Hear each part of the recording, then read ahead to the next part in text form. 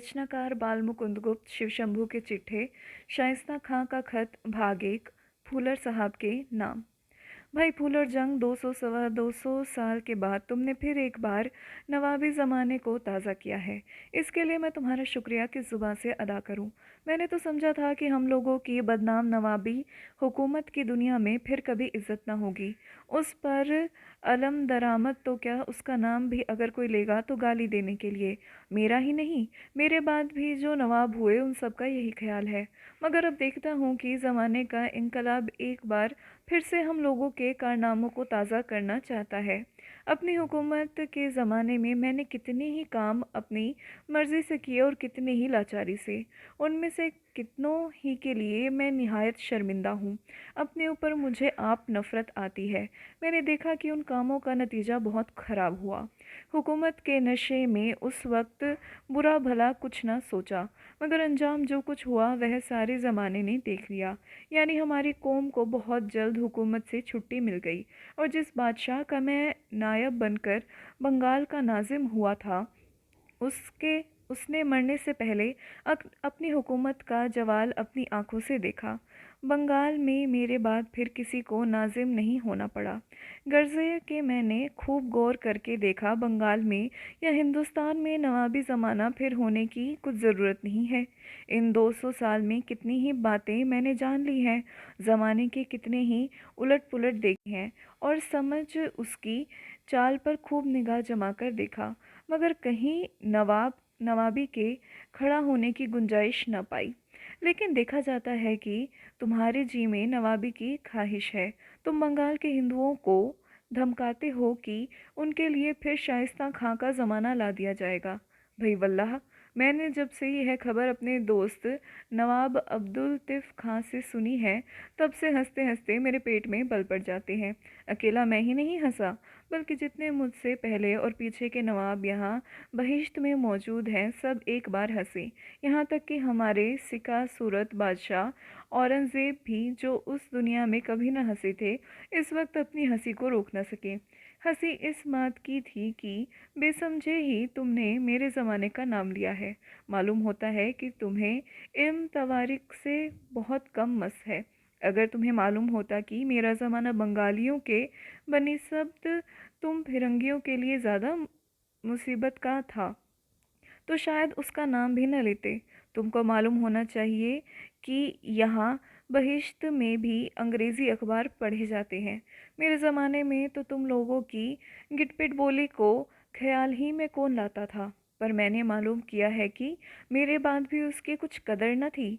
यहाँ तक कि गदर के ज़माने में दिल्ली के मुसलमान तुम्हारी बोली को गुड डामियर बोली कहा करते थे, मगर इस वक्त यहाँ भी तुम्हारी बोली की ज़रूरत पड़ती है, क्योंकि अब वह कुल हिंदुस्तान में छाई हुई है, और हिंदुस्तान की खबरों को जानने का यहाँ वालों को भी शौक़ रहता।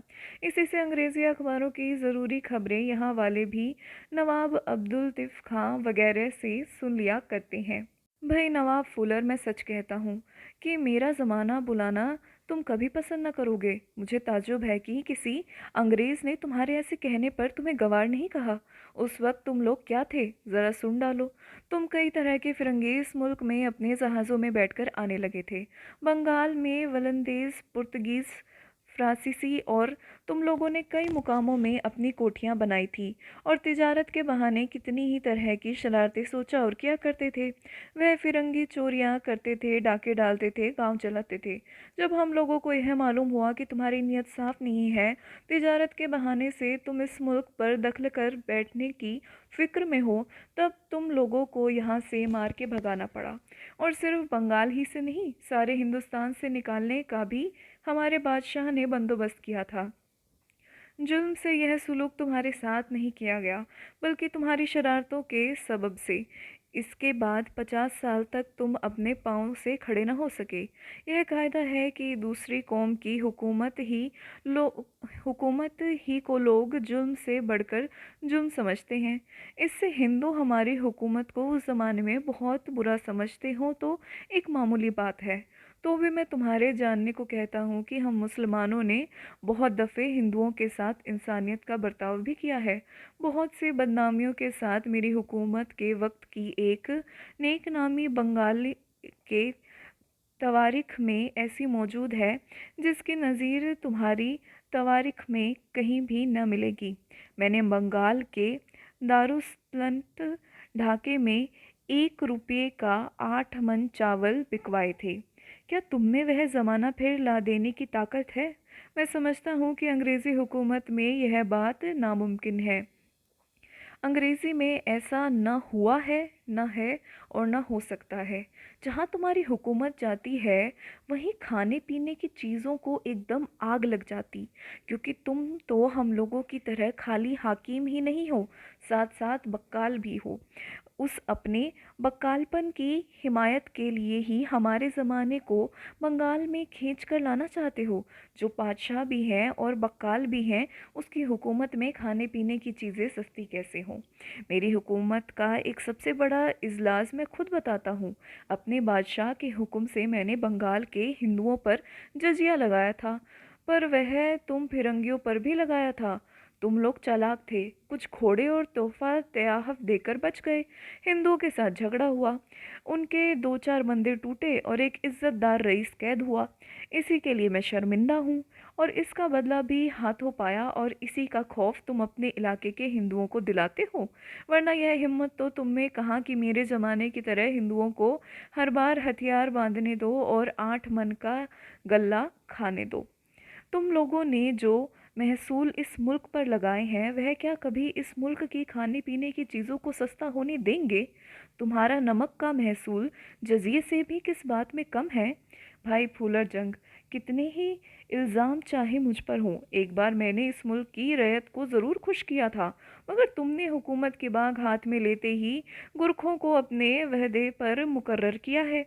बच्चों के मुंह से बंदे मातरम सुनकर तुम जामे से बाहर होते हो। इतने पर भी तुम मेरी या किसी दूसरे नवाब की हुकूमत से अपनी हुकूमत को अच्छा समझते हो। तुम्हें आफरी है। तुमने बिगड़कर कहा है कि तुम बंगालियों को 500 साल पीछे फेंक दोगे। अगर ऐसा हो तो भी बंगाली बुरे न रहेंगे। उस वक्त बंगाल में एक ऐसे राजा का राज था जिसने हिंदुओं के लिए मंदिर, मुसलमानों के लिए मस्जिदें बनवाई थी, और उस राजा के मर जाने पर हिंदू उसकी लाश को जलाना और मुसलमान गाड़ना चाहते थे। वह ज़माना तुम्हारे जैसा हाकिम क्यों आने देगा? तुम तो हिंदू मुसलमानों को लड़ाकर हुकूमत करने की बहादुरी समझते हो, और इस वक्त मुसलमानों के साथ बड़ी मोहब्बत जाहिर कर रहे हो। मगर तुम लोगों की मोहब्बत कलकत्ते में उस लाट के बनाने से ही समझदार मुसलमान समझ गए, जो तुम्हारा एक चलता अफसर सिराजुद्दौला का मुंह काला करने के लिए एक कयासी वकूए की यादगारी के तौर पर बनाया गया। मुसलमानों से तुम्हारी जैसी मोहब्बत है, उसे वह लाट पुकार पुकार कर कह रही है। आखिर में मैं तुमको एक दोस्ताना सलाह देता हूँ, खबरदार, कभी पुराने ज़माने को फिर लाने की कोशिश न करना। तुम लोगों को मैं सदा कमीने, झगड़ालू लोग और बेईमान बक्काल कहा करता। मेरे बाद भी तुम्हारे कर्मों से इस मुल्क के लोगों को कभी मोहब्बत नहीं हुई। यहाँ तक कि खुदा ने तुम्हें इस मुल्क का मालिक कर दिया तो भी लोगों का एतबार तुम पर ना हुआ। हाँ, एक तुम्हारी जन्नत मकानी मलिका विक्टोरिया का ज़माना ही ऐसा हुआ जिसमें इस मुल्क के लोगों ने तुम लोगों की हुकूमत की इज्जत की, क्योंकि उस मलिका मुअज़्ज़माने अदल से इस मुल्क के लोगों का दिल अपने हाथ में लिया। मैं नहीं चाहता कि तुम उस हासिल की हुई इज्जत को खो। रैत के दिल में इंसाफ का सिक्का बैठता है, जुल्म का नहीं। जुल्म के लिए हम लोग बदनाम हो चुके। तुम क्यों बदनाम होते हो? जुल्म का नतीजा हम भोग चुके, पर तुम्हें उसके खबरदार करते हैं। अपने कामों से साबित कर दो कि तुम इंसान हो, खुदा तर्स हो, यहाँ की रैयत को पालने आए हो, लोगों को गिरी हालत से उठाने आए हो। लोग यह न समझें कि मतलबी हो, नाखुदास्त हो, अपने मतलब के लिए इस मुल्क के लड़कों को बंदे मातरम कहने से भी बंद करते हो। ख्याल रखो कि दुनिया चंद रोज़ा है, आखिर सबको यह दुनिया से काम है जिसमें हम हैं। सदा कोई रहा न रहेगा, नेकनामी या बदनामी रह जावेगी।